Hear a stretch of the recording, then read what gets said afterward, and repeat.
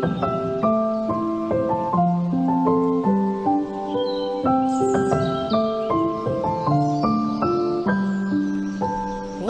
la la la la la la la la la la. La la la la la la la. Ito na mga bata, ito na mga yes friends, Sexy Megan, ang ating kwento. Anong isang araw na pinamagatang ang gatas na hindi nainom. Uy, ang gatas na hindi nainom. Bakit? Kaya nga kukwento ko eh! Bakit ba ako magkukwento ko? Sasabihin ko sa'yo agad ang sagot. Sige. Ito na nga. Nung isang araw, sa isang malayong malayo na bukirin ay merong isang farmer. At doon sa farm niya ay merong ahas. At hindi niya pinapansin ang ahas kasi hindi naman siya pinapansin. Ibig sabihin, hindi sila nagpapansinan. Galit-galit. Hindi sila nagpapansinan. Kasi hindi naman siya inaano ng ahas. Pagkatapos, yung ahas naman hindi naman siya inaano ng magsasaka. Kaya hindi sila nag-aanuhan. Di sila nag-aanuhan. At dumating ang araw na yung anak ng magsasaka ay naglaro doon sa may bukid. Naku, parang alam na natin ang mangyayari. Natuklaw! Wait lang!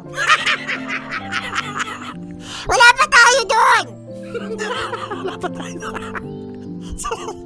So ngayon ay naglaro yung bata. Pagkatapos, habang naglalaro yung bata, ay yung bata may natapakan! No, yung ahas! Hindi, yung damo. Yung ahas, sige! Diretso na natin doon. Sabi ko, doon din papunta yun eh. Ngayon ay tinuklaw ng ahas yung bata!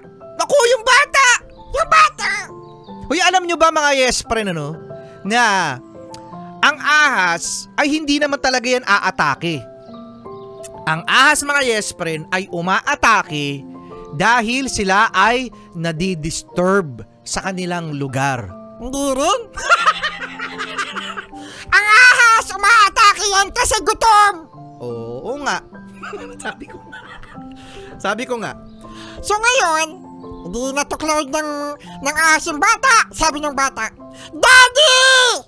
Tinuklaw ako ng ahas, oh! Sabi ng ahas, lo, ito nga, tinapakan mo ko eh. Nagalit yung magsasaka din sa ahas. Kumuha ng palakol. Nako. Ngayon, ay itong magsasaka ay hinabol yung ahas. Uy. Pero sa sobrang bilis ng ahas na tumakbo, gumapang, ay nataga ang kanyang buntot. At ang sabi ng ahas, Grrr! Grrr! Galit ako sa'yo! Pinutol mo yung buntot ko! Loko ka! Maghihiganti ako sa'yo, magsasaka! At ang sabi ng magsasaka, weh! Dumating ang isang gabi, di kumpanyero mga bata, Sexy Megan, na sabi ng ahas, ito na ang aking paghihiganti! Kaya naman pumunta ang ahas dun sa bahay at meron siya nakitang gatas. Naku, yun na. Ayun na yung gatas. Hinihintay ko, no? Saan pupunta yung... Saan yung eksena ng gatas? Ito na nga. Nakita ng ahas yung gatas. At nakabuyang-yang. Ano? Nakabuyang-yang yung gatas doon sa kusina. At ang ginawa ng ahas ay kumuha ng tableta ng lason. Ang effort! Ang effort, di ba yung ahas nga? Di ba meron siyang venom? Bumili pa ng lason. Ay, ito at ang mahiwagang tanong mga yes friend na lagi nating tinatanong. Ang lason ba, Martian, ay nakakalason pa rin kapag expired na? Di ba ano, Sexy Vegan, ano? Ang lason ba, Martian, ay nakakalason pa rin ba kapag expired na? Try mo!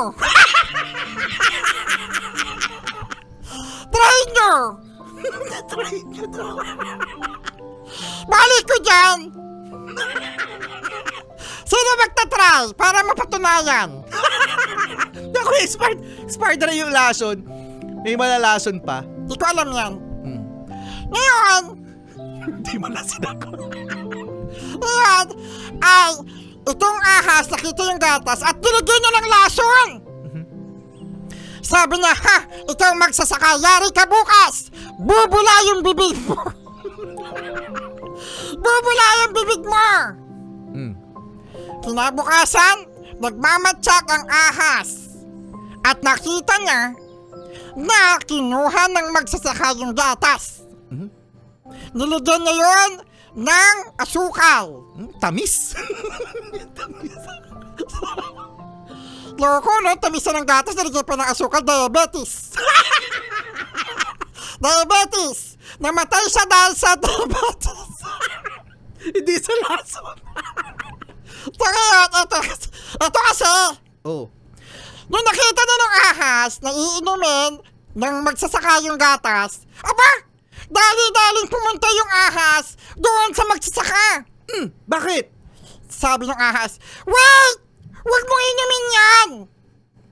Tapos sabi ng magsasaka, bakit? Gatas ko to. Gusto mo din? Sabi ng ahas, may lason yan! Tapos sabi ng magsasaka, may lason to, sino naglagay? Sabi ng ahas, di ko alam. Di ko alam, basta may ano yan, may lason yan. Sinungaling pa yung ahas eh, no? Tapos sabi ng magsasaka, salamat naman salamat naman at sinabi mo na may lason tong gatas kaya sinave mo ang buhay ko. Uy, naging hero pa yung ahas. Salamat at dahil sa'yo ay buhay pa ako ngayon. Ngayon mga bata, Oh, yun na yun. yun na yun.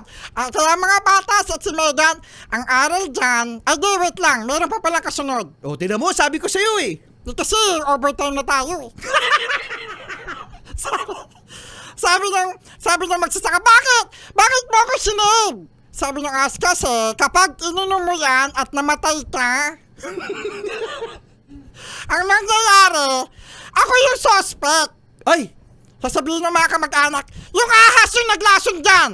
mga asumingero pala, no? Sabi ng mga kamag-anak, patayin yung ahas kasi naglason yun doon sa may gatas. May CCTV.